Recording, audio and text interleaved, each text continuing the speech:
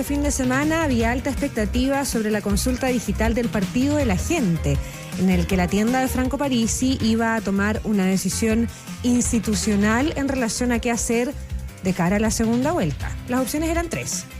Janet Jara, José Antonio Kast o nulo y blanco. Porque va a tener que ir a votar igual. Sí, claro, finalmente ganó por altísima mayoría el nulo y el blanco. En paralelo comenzó el despliegue en regiones de la banderada del Pacto Unidad por Chile y Janet Jara, mientras el candidato republicano sostendrá reuniones con demócratas y se va a enfocar en las propuestas de su programa de gobierno. Ayer, Diana Copa, ya los veíamos además en la franja presidencial como parte de la campaña. ¿Cómo te va? Buen día. Muy buen día, Paula, Benjamín. Sí, no fue hasta pasadas las 10 de la noche que la colectividad de Franco Parisi, el Partido de la Gente, dio a conocer los resultados de la consulta digital realizada a sus militantes, cuyo fin era definir a cuál de los dos candidatos que compiten en la segunda vuelta presidencial entregarían su apoyo. Ya lo contaban ustedes, lo que indicaron los resultados es que el 2% se va a inclinar por Janet Jara, el 20% por José Antonio Kast, pero la mayoría decidió con un 78% que votará nulo o blanco para el próximo 14 de diciembre. Ambos candidatos se mantenían expectantes a lo que se resolvía ayer en una votación que convocó a más de 2.000 adherentes. Rodrigo Batuone, presidente del PDG, fue quien explicó estos resultados y a su vez descartó reuniones previas al balotaje. En el Partido de la Gente no tomamos las decisiones entre cuatro paredes, sino que consultamos a nuestras bases. Llevamos 2 semanas conversando en las diferentes regiones del país en relación a nuestra postura. Hubo reuniones, conversatorios, entrevistas, de manera que la militancia expresara su opinión. Fue un acto democrático, lo dijimos fuerte y claro, yo no me voy a reunir con nadie hasta después de la elección. El partido habló con fuerza, con contundencia, y eso es lo que vamos a respetar todos. Eso de contundencia a lo mejor quedará en la duda. Franco Parisi sacó más de 2,5 millones de votos y en esta consulta, según lo que nos decías tú, Diana, cerca de 2.000 adherentes fueron los que emitieron su sufragio online. Era la proyección lo de los 2.000, porque ayer en el fondo el Partido de la Gente no revela. Claro. No revela cuántas personas participaron en esta consulta interna. Claro, de esa cantidad de personas que todavía desconocemos, el 78% va hacia el nulo blanco. Un poco también llamado por los parlamentarios electos. Pamela Giles durante toda la semana también un poco llamaba a eso, la hermana de Franco Parisi, Sandra Parisi, que también va a ser diputada a partir de marzo. Así que habrá que ver cuál va a ser la tendencia. En la elección pasada, cuando Franco Parisi también salió tercero, en la encuesta online también se hablaba de trasladar o traspasar estos votos a José Antonio Kast y finalmente fueron más hacia Gabriel Boric.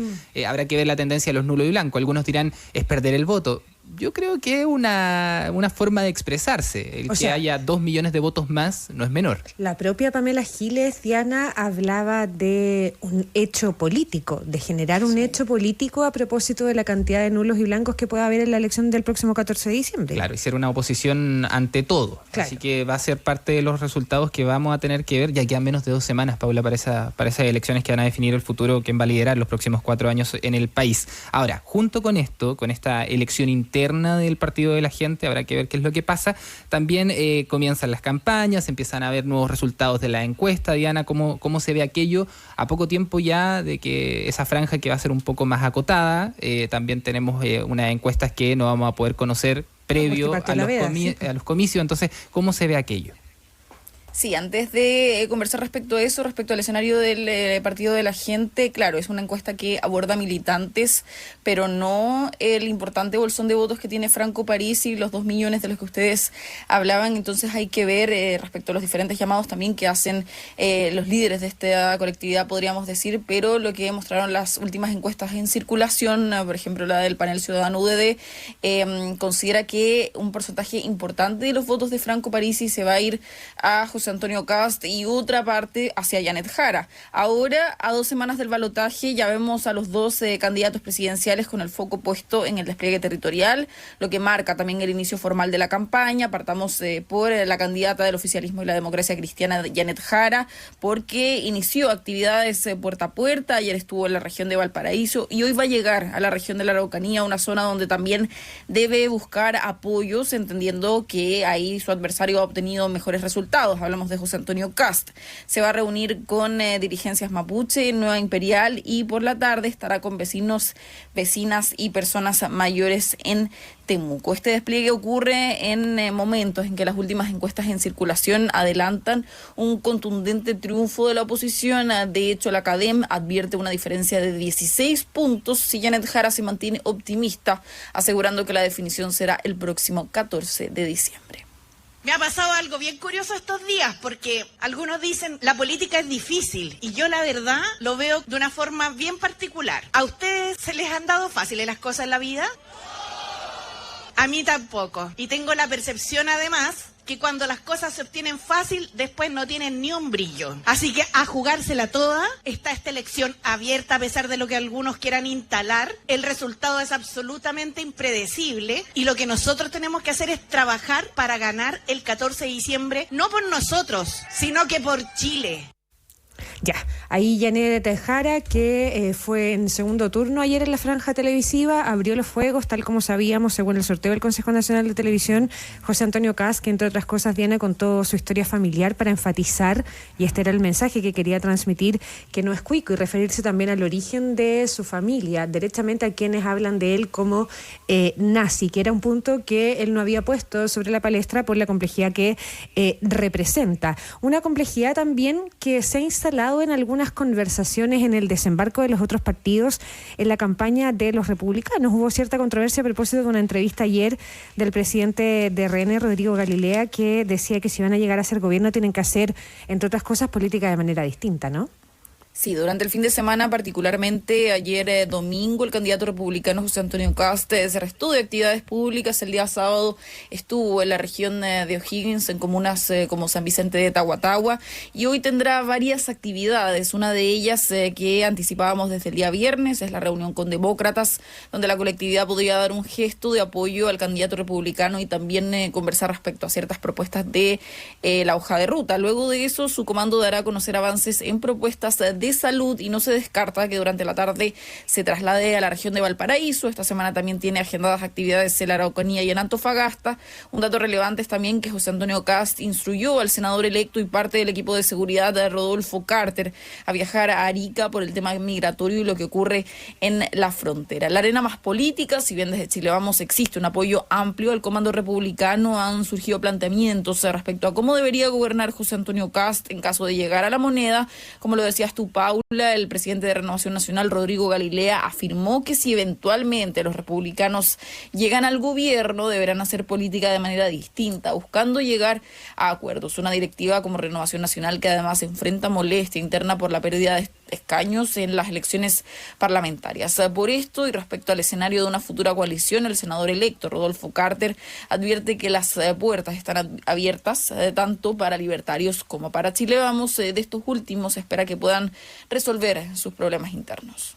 Johannes Kaiser es un patriota, por definición, y ha hecho una gran campaña, y ellos tienen que tomar las decisiones de la forma en que se incorporan eventualmente al gobierno. Nosotros tenemos las puertas abiertas para sus equipos, tiene gente muy valiosa partiendo por él mismo. Respecto de Chile Vamos, están viendo un proceso interno respecto al cual nosotros no vamos a opinar. Ojalá las heridas que tiene Renovación Nacional, particularmente, se sanen lo más pronto posible, porque necesitamos construir un arco muy amplio de chilenos y chilenas que lo unen ciertas cosas: terminar con la migración ilegal, derrotar a la delincuencia y volver a poner el país en marcha. Para eso no sobra nadie.